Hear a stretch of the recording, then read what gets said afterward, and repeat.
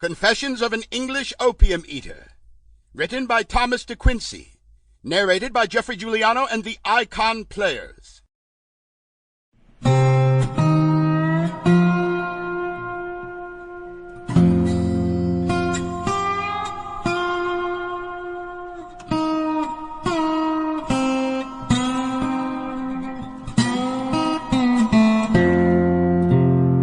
Here was the secret of happiness, about which philosophers disputed for so many ages, at once discovered.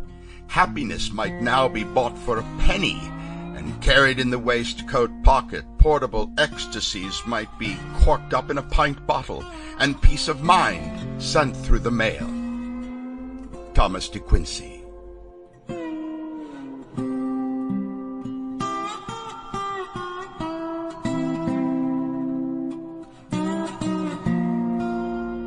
Confessions of an English Opium-Eater is a graphic, honest, autobiographical account written by Thomas De Quincey.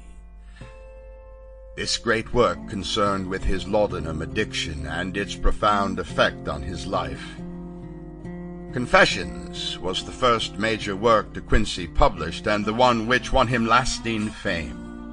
This intensely riveting audiobook edition is therefore a must for all those interested in the pharmacological arts, altered states, the pitfalls of addiction, and the age-old quest for expanded consciousness.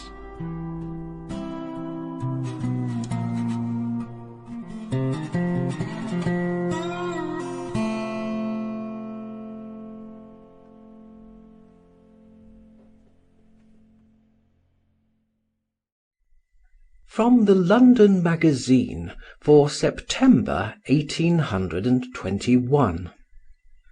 To the Reader. I here present you, courteous reader, with the record of a remarkable period in my life.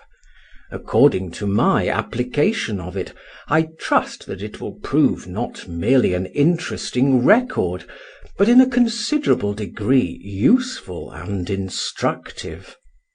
In that hope it is that I have drawn it up, and that must be my apology for breaking through that delicate and honourable reserve which, for the most part, restrains us from the public exposure of our own errors and infirmities.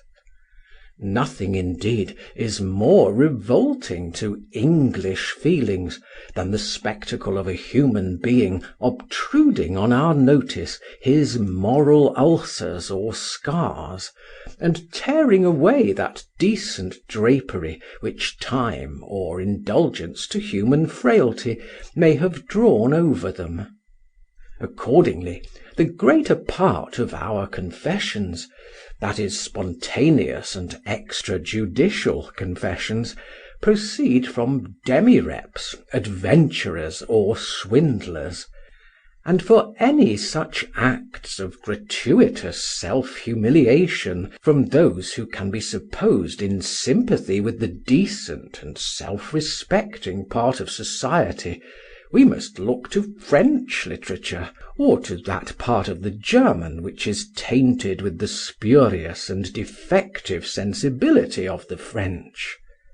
All this I feel so forcibly, and so nervously am I alive to reproach of this tendency, that I have for many months hesitated about the propriety of allowing this or any part of my narrative to come before the public eye until after my death, when, for many reasons, the whole will be published, and it is not without an anxious review of the reasons for and against this step that I have at last concluded on taking it. Guilt and misery shrink by a natural instinct from public notice.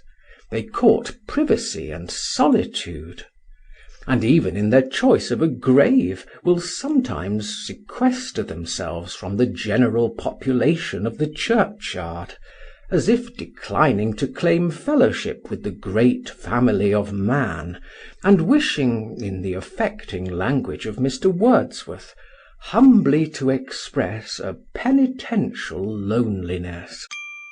Sample complete. Ready to continue?